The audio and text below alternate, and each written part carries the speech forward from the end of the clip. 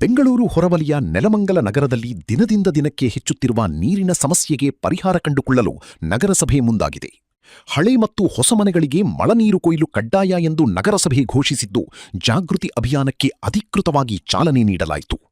ನೆಲಮಂಗಲ ನಗರದಲ್ಲಿ ಜನಸಂಖ್ಯೆ ಮತ್ತು ವಸತಿ ಸಂಕೀರ್ಣಗಳು ಹೆಚ್ಚಾಗುತ್ತಿರುವ ಹಿನ್ನೆಲೆಯಲ್ಲಿ ಮುಂದಿನ ದಿನಗಳಲ್ಲಿ ತೀವ್ರ ನೀರಿನ ಅಭಾವ ಎದುರಾಗುವ ಆತಂಕವಿದೆ.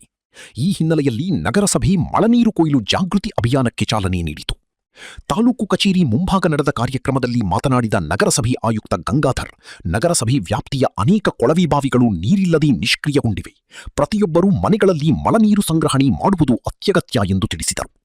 ಹಳೆ ಮನೆಗಳು ಹಾಗೂ ಮುಂದೆ ನಿರ್ಮಾಣವಾಗುವ ಎಲ್ಲಾ ಹೊಸ ಕಟ್ಟಡಗಳಿಗೂ ಮಳನೀರು ಕೊಯ್ಲು ಅಳವಡಿಕೆ ಕಡ್ಡಾಯ ಎಂದು ಅವರು ಸ್ಪಷ್ಟಪಡಿಸಿದರು.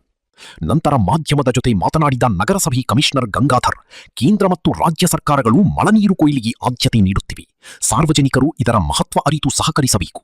ಅಭಿಯಾನದ ಅಂಗವಾಗಿ ನಗರದ ಎಲ್ಲಾ ವಾರ್ಡುಗಳಲ್ಲಿ ಸಂಚರಿಸುವ ಮಳನೀರು ಕೊಯ್ಲು ಮಾದರಿ ಪ್ರಚಾರ ವಾಹನಕ್ಕೆ ನಗರಸಭೆ ಅಧ್ಯಕ್ಷ ಎನ್ ಗಣೇಶ್ ಮತ್ತು ಆಯುಕ್ತ ಗಂಗಾಧರ್ ಅವರು ಹಸಿರು ನಿಶಾನೆ ತೋರಿಸಿದರು.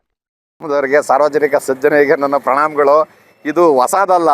5ನೇ ಕ್ಲಾಸ್ ಮಕ್ಕಳು ಬುಕ್ಕಲ್ಲಿ ಓದಿದ್ರು ಮಳೆ ನೀರಿನ ಕೊಯ್ಲಿದೆ.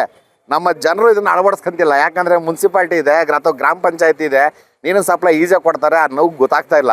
ಈಗ ನಮಗೆ ನೆಲಮಂಗಲ ನಗರಸಭೆ ವ್ಯಾಪ್ತಿನಲ್ಲಿ ನೀರಿನ ಸಮಸ್ಯೆ ನಮ್ಗೆ ಅರಿವಾಗಿದೆ. ಸೊ ಹಾಗಾಗಿ ನೀರನ್ನು ಸಪ್ಲೈ ಮಾಡೋಕ್ಕಾಗ್ತಿಲ್ಲ. ಅದ್ರ ಬವಣೆ ಎಷ್ಟು ಅಂತ ನಮಗೆ ಗೊತ್ತಿದೆ. ನಮ್ಮ ಇಂಜಿನಿಯರ್ ಆದಂತಹ ನಮ್ಮ ಜಗದೀಶ್ ಅವರು, ನಮ್ಮ AWR ಆದಂಥ ತಿಮ್ಮೇಗೌಡರು, ನಮ್ಮ ಸಿವಿಲ್ ಇಂಜಿನಿಯರ್ ಆದಂಥ ಶ್ರೀನಿವಾಸ್ ಮತ್ತು ನಮ್ಮ ಪ್ರಿಯರಚನಾ, ನಮ್ಮೆಲ್ಲ ವಾಟರ್ ಮ್ಯಾನ್ಗಳು, ನಮ್ಮ ಅಧ್ಯಕ್ಷರು, ಸದಸ್ಯರು ಎಲ್ಲರೂ ಇವತ್ತು ಈ ಒಂದು ಮಳೆ ನೀರಿನ ಕೊಯ್ಲಿನ ಪದ್ಧತಿಯನ್ನು ಅಳವಡಿಸಿಕೊಳ್ಳುವುದರಿಂದ ಉಂಟಾಗುವ ಲಾಭಗಳು, ಅದನ್ನು ಅಳವಡಿಸ್ಕೊಳ್ಳಲೇಬೇಕು. ಅಳವಡಿಸ್ಕೊಳ್ಳಲಿಲ್ಲ ಅಂತಂದರೆ ನಾವು ಮುಂದಿನ ಪೀಳಿಗೆಗೆ ಬೇಕಾದಂಥ ನೀರಿನ ಸೌಲಭ್ಯವನ್ನು ಕಲ್ಪಿಸಿಕೊಡೋದಕ್ಕಾಗೋದಿಲ್ಲ. ಭಗೀರಥ ಮಾಸ್ತ್ರಿಗಳು ತಮ್ಮ ಹಿಂದಿನ ಪೂರ್ವಿಕರ ಸದ್ಗತಿಗೋಸ್ಕರವಾಗಿ ಗಂಗಾ ಮಾತೆಯನ್ನು ಭೂಮಿಗೆ ತಗೊಂಬಂದರು. ನಾವುಗಳು ನಮ್ಮ ಮುಂದಿನ ಪೀಳಿಗೆ ಜನಗಳಿಗೆ ನೀರು ಕೊಡಬೇಕು ಅಂತ ಭಗೀರಥ ಪ್ರಯತ್ನ ಮಾಡಬೇಕಾಗೈತೆ.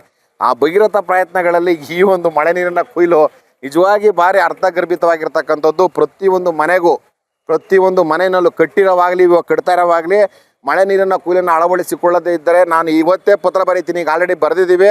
NDA ಪತ್ರ ಬರೀತೀವಿ. ಅನುಮೋದನೆ ಕೊಡಬೇಕಾದ್ರೆ ಮಳೆ ನೀರಿನ ಕೊಯ್ಲು ಅದರಲ್ಲಿ ಇದ್ದರೆ ಮಾತ್ರ ಅನುಮೋದನೆ ಕೊಡಿ ಅಂತ. ಅದನ್ನು ಕಂಪಲ್ಸರಿ ಈಗ ಆಲ್ರೆಡಿ ಇದೆ. OC ಕೊಡೋದಿಲ್ಲ. ಸೊ ಈ ನಿಟ್ಟಿನಲ್ಲಿ ಎಲ್ಲ ಸಾರ್ವಜನಿಕರು ನಮ್ಮ ಜೊತೆಯಲ್ಲಿ ಕೈ ಜೋಡಿಸಿದ್ರೆ ಮುಂದೆ ಎದುರಾಗುವ ಅಥವಾ ಪ್ರಸ್ತುತ ಸಂದರ್ಭದಲ್ಲಿ ಉಂಟಾಗಿರುವ ಪರಿಸ್ಥಿತಿಯನ್ನು, ನೀರಿನ ಸಮಸ್ಯೆಯ ಪರಿಸ್ಥಿತಿಯನ್ನು ನಾವು ವ್ಯವಸ್ಥಿತವಾಗಿ ನಿಭಾಯಿಸೋಕ್ಕೆ ಸಾಧ್ಯ ಆಗುತ್ತೆ. ಇಲ್ಲಾಂದರೆ ಪ್ರತಿಯೊಂದು ವಾರ್ಡ್ನರೂ ವಿನಾಕಾರಣ ಆಫೀಸ್ ಹತ್ರ ಬಂದು ತಮಟೆ ಬಡಿತಾರೆ. ನಾವು ಅತಿ ಶುದ್ಧವಾಗಿರ್ತಕ್ಕಂತಹ ನೀರು ಅಂತ ಏನು ಕಳಿತೀವಿ, ಮಳೆ ನೀರಿನಲ್ಲಿ ಮಳೆ ರೂಪದಲ್ಲಿ ಬಿದ್ದಂಥ ನೀರು ಹರಿದು ರಾಜಕಾಲುವೆ ಸೇರಿ ಯಾವುದೋ ಕೆರೆ ಕುಂಟೆ ಸೇರ್ಕೊಂಡು ಫೋಲ್ ಆಗ್ತಾಯಿದೆ. ನಿಮ್ಗಳು ಜವಾಬ್ದಾರಿಯುತ ನಾಗರಿಕರಾಗಿ ವರ್ತಿಸಬೇಕು ಅಂತೇಳಿ ಪ್ರಾರ್ಥನೆ. ಕಾರ್ಯಕ್ರಮದಲ್ಲಿ ನಗರಸಭೆ ಸದಸ್ಯರು, ಅಧಿಕಾರಿಗಳು, ಮುಖಂಡರು ಹಾಗೂ ಸಾರ್ವಜನಿಕರು ಭಾಗವಹಿಸಿದ್ದರು. ಮಳನೀರನ್ನು ಸಂಗ್ರಹಿಸಿ ಭವಿಷ್ಯದ ನೀರಿನ ಬಿಕ್ಕಟ್ಟಿನಿಂದ ಪಾರಾಗೋಣ.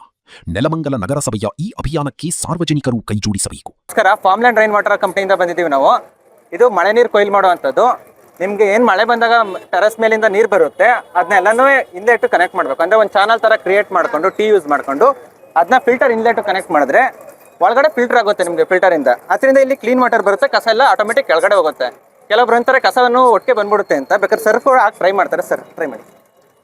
ಫಿಲ್ಟರ್ ಇದು ಫಿಲ್ಟರ್ ಆಗಿ ಬರೀ ವಾಟರೇ ಬರ್ತಾ ಇರುತ್ತೆ, ಕಸ ಯಾವುದು ಬರೋದಿಲ್ಲ. ಅದರಿಂದ ಕಸ ಕೆಳಗಡೆ ಬಂದ್ಬಿಡುತ್ತೆ. ನಾನು ಹಾಕಿದಂತ ಎಲೆ ಇಲ್ಲಿ ಕೆಳಗಡೆ ಬಂದಿದೆ. ಅಂದ್ರೆ ವಾಟರ್ ಮಾತ್ರ ಕ್ಲೀನ್ ಆಗಿ ಬರುತ್ತೆ, ನೀರು ಕ್ಲೀನ್ ಆಗಿ ಬರುತ್ತೆ, ಕಸ ಯಾವುದು ಬರೋದಿಲ್ಲ, ಎಲ್ಲ ಕೆಳಗಡೆ ಹೋಗ್ಬಿಡುತ್ತೆ ಆಟೋಮೆಟಿಕ್. 10 ವರ್ಷದ ಗಂಟೆ ಇದು ವ್ಯಾರಂಟಿ ಇರುತ್ತೆ. ಒಳಗಡೆ ಇರೋ ಫಿಲ್ಟರ್ ಮಾತ್ರ 2 ಸಲ ಕ್ಲೀನ್ ಮಾಡ್ಕೊಳ್ಬೇಕು ಇಯರ್ಲಿ. ನೀವು 2 ಟೈಮ್ಸ್. ಇಲ್ಲ ಮಳೆ ಬರೋಕ್ಕಿಂತ ಮುಂಚೆ ಮಾಡ್ಕೊಳ್ಳಿ, ಮಳೆ ಆದ್ಮೇಲೆ ಆದ್ರೂ ಮಾಡ್ಕೊಳ್ಳಿ. 6 ಮಂತ್ಸ್ ಒಂದ್ಸಲ ಮಾಡ್ಕೊಳ್ತಾರೆ. ನಿಮ್ದು ಟೆರೆಸ್ ಫುಲ್ ಕ್ಲೀನ್ ಇದೆ, ಯಾವ್ದೋ ಕಸ ಗಿಸ ಇರಲ್ಲ, ಅಕ್ಕಿ ಪಿಕ್ಕಿ ಹೋಗಿ ಗಲೀಜ್ ಮಾಡಲ್ಲ ಅಂದ್ರೆ ಕುಡಿಯಕ್ಕೆ ಯೂಸ್ ಮಾಡ್ಬೋದು. ಅಕ್ವಾಗಾರ್ಡ್ ಯೂಸ್ ಮಾಡ್ಕೊಂಡು. ಉದಾಹರಣೆಗೆ ಸ್ಟಾರ್ಟಿಂಗ್ ಅಲ್ಲಿ ಮಳೆ ಬಂತು, ಅಕ್ಕಿ ಪಿಕ್ಕಿಗಳೆಲ್ಲ ಇಕ್ಕಿರ್ತದೆ, ಮೇಗಡೆ ಕ್ಲೀನ್ ಮಾಡಿರಲ್ಲ. Okay sir.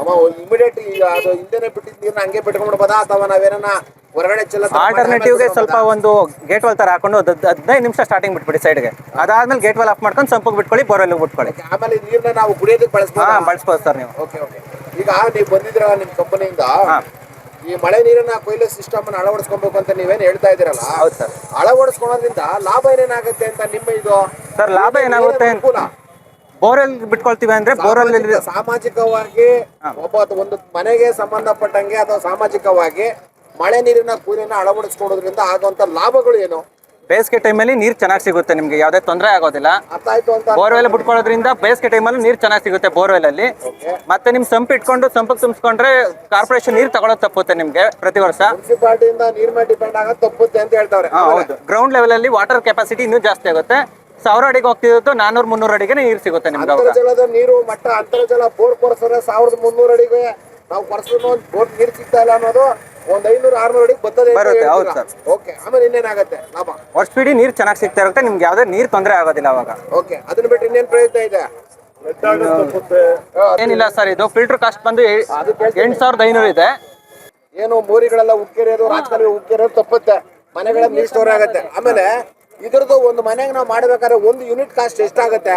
ಮಿನಿಮಮ್ 15,000-20,000 ಆಗುತ್ತೆ. ಅಂದ್ರೆ ಏನಕ್ಕೆ ಮನೆ ಮಗಡೆ ಹಾಕಿರೋ ಪೈಪ್ಗಳು ಅವೆಲ್ಲ ಪೈಪ್ ಹೆಂಗಿದ್ರು ನೀವು ಮಳೆ ನೀರು ಹೋಗಕ್ಕೆ ಕೆಳಗಡೆ ಒಂದು ಪೈಪ್ ಹೊಡಿರ್ತೀರ, ಅದ್ ಕಟ್ ಮಾಡಿ ಗೋಡೆ ಫಿಕ್ಸ್ ಮಾಡ್ತೀವಿ. ಇದನ್ನ ಸಂಪು ಇಲ್ಲ ಬೋರ್ವೆಲ್ ನಿಮ್ಗೆ ಎಲ್ಲಿ ನಿಯರ್ ಬೇಕು ಅಲ್ಲಿ ಗೋಡೆ ಫಿಕ್ಸ್ ಮಾಡ್ಕೊಂಡು ಅದನ್ನ ಟೀ ಯೂಸ್ ಮಾಡ್ಕೊಂಡು ಚಾನಲ್ ತರ ಮಾಡ್ಕೊಂಡು ಇಲ್ಲಿ ಇನ್ಲೆಟ್ ಕನೆಕ್ಟ್ ಮಾಡಿದ್ರೆ ಮುಗೀತು. ಪೈಪ್ ತುಂಬಾ ಕಮ್ಮಿನೇ ಸಾಗುತ್ತೆ, ಅವರೇಜ್ ಒಂದು 20,000 ಹೇಳಿರ್ತೀವಿ, ಇನ್ನೂ ಕಮ್ಮಿನೇ ಆಗುತ್ತೆ ಅದು ಕಾಸ್ಟ್. 20,000 ಒಂದು ಖರ್ಚಾಗುತ್ತೆ full installation. One time investment 10 ವರ್ಷ ವ್ಯಾರಂಟಿ ಇರುತ್ತೆ. 10 ವರ್ಷದಲ್ಲಿ ಏನೇ ಆದ್ರೂ ರಿಪ್ಲೇಸ್ಮೆಂಟ್ ಪೀಸ್ ಟು ಪೀಸ್ ನಾವೇ ಮಾಡ್ಕೊಡ್ತೀವಿ. Okay okay okay okay. ಈಗ ಅದನ್ನ ಬಿಟ್ಟರೆ ಇನ್ನೇನ್ ಲಾಭ ಆಗ್ಬೋದು ನಮ್ಮ ನಗರ? ಫ್ಲಡ್ ಆಗ್ತಾ ಇರುತ್ತಲ್ಲ, ಅದೆಲ್ಲ ಕಂಟ್ರೋಲ್ ಆಗುತ್ತೆ. ಓಕೆ, ಈಗ ನೀರೆಲ್ಲಿ ಹೋಗಲ್ಲ ಅನ್ಬಿಟ್ಟು ಫ್ಲಡ್ ಆಗಿ ನೀರು ರೋಡಲ್ಲಿ ಹೋಗ್ತಾ ಇರುತ್ತೆ, ಮನೆಗಳಿಗೆ ತುಂಬಿಕೊಳ್ಳುತ್ತೆ.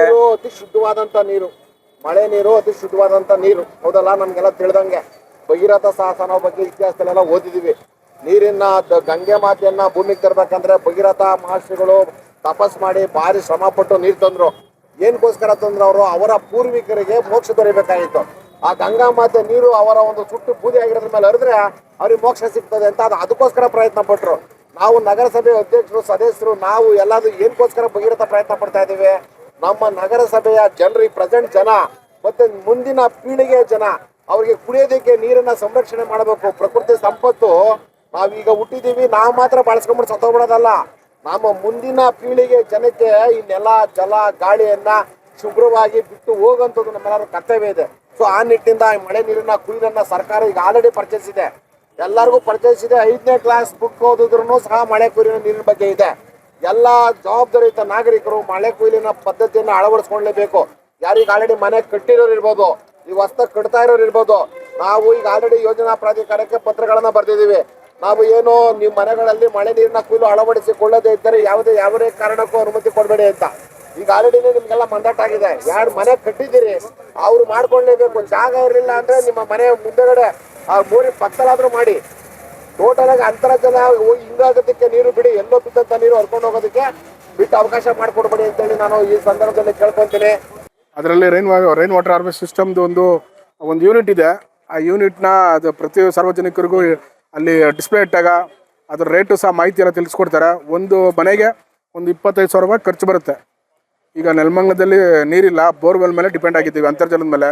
ಈಗಾಗಲೇ ಮಳೆ ಬರ್ತಿಲ್ಲ, ಬರಗಾಲ ಬರ್ತಾರ ಆಗಿದೆ.